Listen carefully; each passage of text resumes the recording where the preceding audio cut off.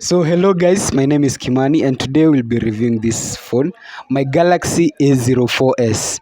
Would you believe me if I told you that this phone is my PC, my computer, my editing phone, my camera, what else?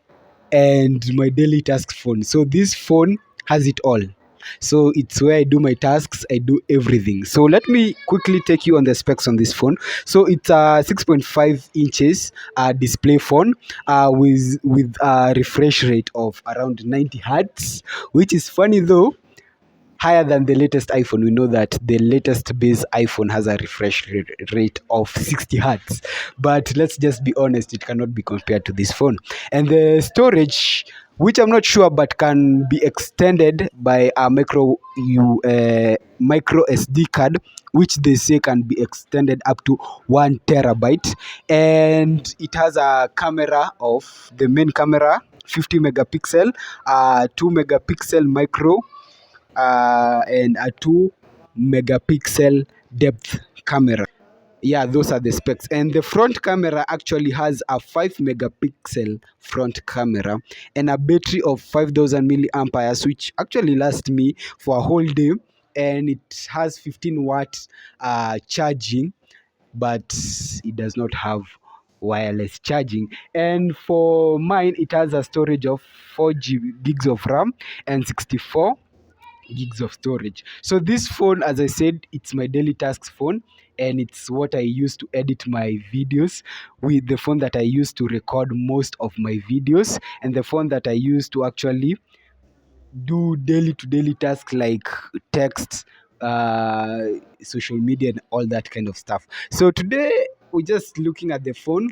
As you can see, I don't know if you can see, that's the display of the phone. And actually the color, it was a pink phone, but I did not like the color, don't judge me, so I painted it with another color. It seems kind of odd. So today I will take you down, we'll actually go and check the camera and how fast the phone is. It's a budget phone, and I bought it for $90, which is kind of cheap considering that phones cost 10 times that price, $900. So I'm actually going to show you. I actually did a comparison and asked AI to do the comparison between this phone and the iPhone 15 Pro. So it's actually funny that this budget phone for actually $90 has 90 hertz compared to the base iPhone model.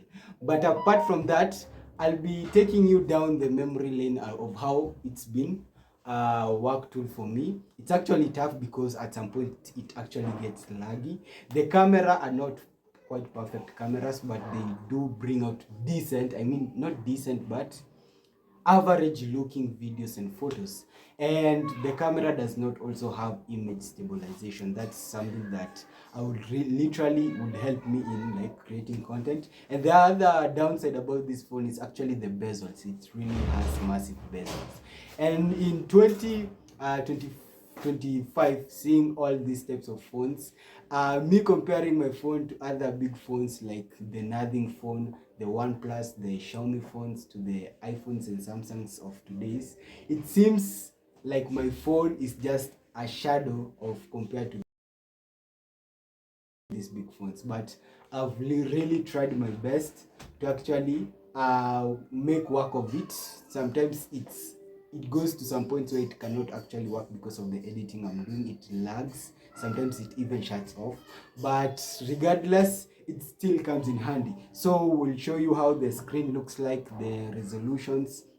I may not be a tech YouTuber, but we'll try to see some of the features in this phone. So personally, a phone that I will prefer and I think has good specs, and a phone that really impresses me if I actually am able to afford it in the future. Actually, two phones to be particular.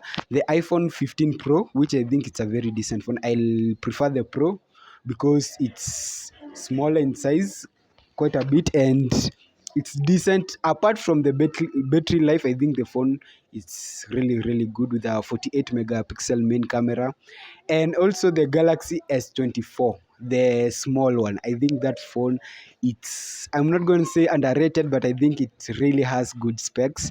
And of late I've come to notice that I want a smaller phone, and the Galaxy S24. I may not pick the S25, but the S24 to me looks great visually, and it has a very good camera. It has good specs.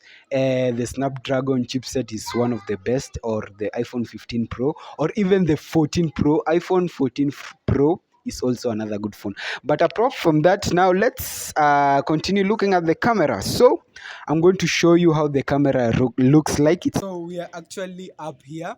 We are filming. It's a little bit drizzling, but I had to take this last part. So now I want us to look at the camera of the phone. I'm sorry you cannot see because it's at full brightness. That's my full brightness. So it's a budget phone, so we don't expect much from it. But here is the camera. Let me show you how the camera looks like. I don't know if you can see. So that's the camera. It's decent when you record a video. This is the zoom, 2 times the zoom, 4 times zoom, and 10 times zoom.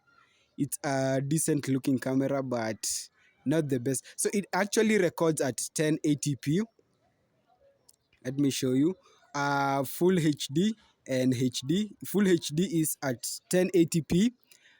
I don't know how many frames, 1080p, but it does not actually have video stabilization. That's a downside. It's really very bad at video stabilization. This phone is like for those people who don't really care about the specs of it. They just want a phone to like call or do regular things. But for me, I push this phone to further limits. Like I told you, it's my everything. My computer, I edit on this phone. I record my videos. So for me, and knowing that I've been in seeing tech videos and knowing how most phone have their specs, comparing them to this, it's like a very bad downside. So the camera, I'm not going to say it's a good camera, just good for photos, but not that good. And considering that the photos that it takes, they're just nice photos, and the video, like I said before, it does not have video stabilization. And now let's come to the selfie camera, which I think this is where things are a little bit tough. The selfie camera, the videos are not that good. And considering that my phone protector actually, as you can see up here, my phone protector actually hinders the selfie camera, the quality of the videos is not that good, as you can see. So this is my front camera, as you can see, not that good. I may not recommend it. It's a 5 megapixel camera. About the photos, the portrait, still decent, not that bad. And the photos, just decent photos. So what is my conclusion to this phone? So this phone, I did not buy it because I liked it or something. It's that I lacked options and because of my finances. So this phone is maybe for a person who doesn't do much, like you cannot be creating content. Most people may say you cannot create content with this phone, but personally, because this is what I have, this is what I use. So I'm not gonna lie, I push it to the limits. And the 4 gigs of RAM, sometimes it's laggy, but thank God it does not like hang this when the phone just doesn't do anything. It's just laggy, a little bit of lag. That's something that you can understand, and knowing the type of phone you have, I do understand that it can lag at sometimes. And the software updates, I'm not gonna lie, I'm sorry, the last update it has, it's One UI 5, and now, as you all know, they released the One UI 7, and now they are actually the One UI beta has already been released. So I'm left behind and behind and behind. So I'm not going to lie, the software update on this phone, I'm really behind. And when it comes to the design, also it has the water drop notch. We know most of the phones nowadays have the round notch, or maybe the island, like the iPhone, the dynamic island. The bezels, don't get me started on the bezels. It really has huge bezels. When it comes to the bezels, this phone has the large bezel.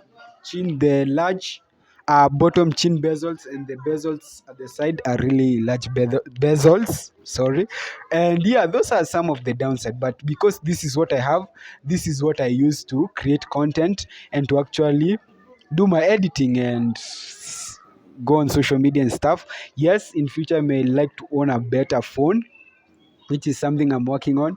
If God helps me, I can get either the iPhone 14 Pro or the Galaxy S24, the small one. So that's it for the video. I hope you enjoyed the video. Comment down below the type of phone you use. Here in Africa, it's not a big deal. They don't shame you for using Android, even though there are some people who are rich who associate having an iPhone to being of a certain class. Yes, and I'm seeing more and more of people, the Gen Z, people of my age, preferring to buy an iPhone over a budget phone. So they rather go for the iPhone 11, iPhone 12, sometimes even the iPhone X, rather than buy a budget phone which can actually be of a cheaper, more affordable price, because the iPhone is just an iPhone. We all know when it comes to cameras, the iPhone does not disappoint, and such kind of stuff. So that's my conclusion to this phone. Drop a comment on which type of phone you are using, and yeah, I hope to see some of your comments. And thank you for watching if you made it this far. And I'm out. Peace.